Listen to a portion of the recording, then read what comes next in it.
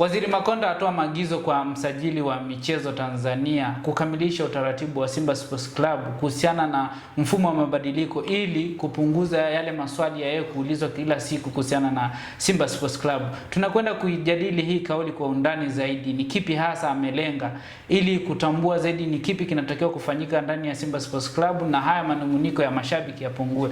Mimi ni Yusufu Mpuma, niko na Leopard John na hii ni The Golden Boot. Leopard John. Waziri Makonda, waziri wa michezo, ametoa maagizo kwa msajili wa michezo. Hayo maagizo yana maana gani hasa kwenye utaratibu zote za Simba Sports Club? Of course, kwanza mheshimiwa waziri kwa maana Paul Makonda, kitu ambacho amekizungumza hakikuanzia leo. Nafikiri tangu hata hajawa waziri wa michezo, wakati yuko mheshimiwa Paramagamba Kabudi ambaye sasa hivi amesha enguliwa kwenye hilo eneo, ameshawahi pia kuwaagiza hawa viongozi wote wawili. Nakumbuka kwenye ile sakata la hatuchezi msimu uliopita kwa dabi ya Kariakoo, alivyoita kikao moja katika kitu ambacho alikizungumza pia kilikuwa ni hicho hapo. Kwa hiyo ni ameendelea tu pale alipoishia, lakini yeye ameendelea kwa kutoa mkazo, lakini pia kuasisitiza pia viongozi wa Simba. Lakini hivi karibuni pia tumeshuhudia uongozi wa Simba kwa maana bodi ya kurugenzi ikiongozwa na mwenyekiti Magori na makamu mwenyekiti kwa maana Murtaza Mangungu walieleza kwamba utaratibu wa transformation kwa maana mabadiliko unakuja vipi. Kwanza unaanza kwa kusajili wanachama wapya, na tunakumbuka pia swali ambalo aliuliza alikuwa ni Mohamed Dewji ambaye ni mwekezaji ndani ya Simba. Aliuliza kwamba mnaanza lini transformation? Ilikuwa swali bwana. Mtu swali kiongozi anaenda kuuliza kwenye comment. Of course, so alikuwa swali. Tunasema kulikuwa na swali, tunaona question mark, na kwenye ile statement yake kulikuwepo ile alama ya kiulizo. So moja kwa moja aliuliza kwa maana hajui ama hafahamu. Hayo tunawaachia viongozi wenyewe, lakini by the way unaona serikali pia imeamua kuweza kuingilia kati kwa maana transformation ni sehemu ya mabadiliko ya klabu, kuanzia kwenye engo ya uendeshwaji, lakini pia kuanzia engo ya kuthamini wanachama. Yaani kila mmoja anakuwa ana fungu lake kwenye klabu. So klabu ya Simba ndivyo ambavyo wamekuwa wanatakiwa, lakini limekuwa linasuasua jambo hilo. So umeona kama serikali limeingilia kati, ni wazi basi ni jambo ambalo liko serious. Lakini mimi naamini viongozi wa Simba ni miongoni mwa viongozi ambao wana weledi mkubwa na wanaweza wakajifanyia kazi kitu hichi na kikaa sawa kwa siku za hivi karibuni. Tuangazie sasa huyu msajili wa vyama ni kitu gani hasa ambacho anatakiwa kukifanya, ni moja kwa moja ili maana yamekuwa ni mengi. Huu taratibu yani ni kipi hasa alichomwagiza, yani moja kwa moja kwa undani zaidi?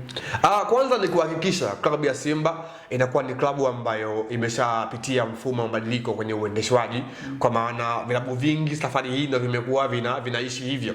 Hata pia CAF na FIFA wamekuwa wanahasa kwenye upande wa club licenses, kwa maana kila klabu iwe na hiyo leseni ya uendeshwaji. So ni masuala ambayo ni nje ya uwanja kwenye uendeshaji wa klabu, lakini yamekuwa yana faida pia kwenye impact, lakini pia kwenye kukuza uchumi wa taifa kupitia sekta ya kimichezo, kwa sababu wizara kama wizara lazima itahakikisha kwamba masuala ya kimichezo yamekuwa yanaenda sawa na hakuna jambo ambalo lolote linakiukwa kwenye upande mmoja ama mwingine. Kwa hiyo serikali imeamua kutia nguvu kwenye huo upande, na klabu ya Simba ndio ambayo imeonekana kama bado haipo sawa kwenye wanakwama wapi Simba? Bado kwa sababu mpaka inafika stage mdhamini wa klabu kwa maana ya mwekezaji Mohamed Dewji anakwenda kuuliza transformation imekwama wapi. Ni wazi kwamba bado hakuna maelewano ndani, kwa sababu kama ingekuwa anafahamu angeshaeleza mapema, kwa sababu au tungeanza kushuhudia pia mchakato. Lakini mchakato wa Simba upo na umeanza, na wametuhakikishia kwamba mapema mwaka huu mwezi wa 3 rasmi tutakuja kushuhudia mchakato huo ukianza kwa upande wa wanachama kuweza kupewa kadi zao mpya, na tumeona pia wameshaingia mikataba na makampuni ambayo yatahusika kwenye huo upande wa kuprovide hizo kadi za wanachama, kwa maana ya Mainstream Group, moja kati ya kampuni ambayo ndio ameingia nayo Simba mkataba. Kwa hiyo Simba mchakato umeshaanza, japokuwa umekuwa ni wa kusuasua toka 2018. Sasa hizi zote ingetoka maneno mengi mara hichi toka 2018 mpaka leo hii 2026 Simba haina mwanachama mpya. Na ni klabu ambayo inatakiwa ijiendeshe na ijisimamie yenyewe, ifanye usajili wa wachezaji, ifanye vizuri kwenye mashindano. Unadhani itawezekana vipi kama viongozi hawataki kuwajibika katika hili?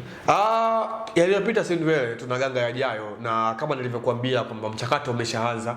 Kwa maana kilichobakia ni walioingia mkataba na klabu ya Simba waanze huo mchakato, lakini pia nao Simba waanze mchakato wa kukusanya hao wanachama kutoka kwenye matawi mbalimbali ya klabu, ili kuhakikisha huo mpango unatimia kwa 100%.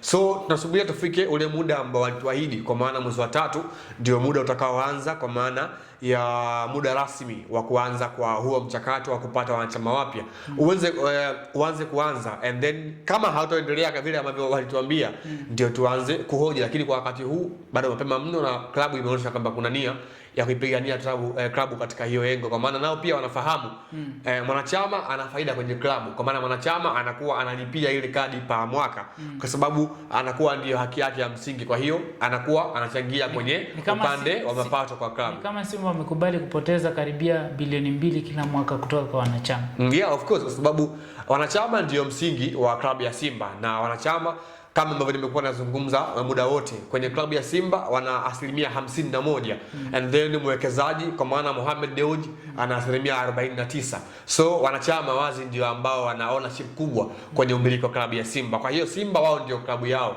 kwa 100% kubwa.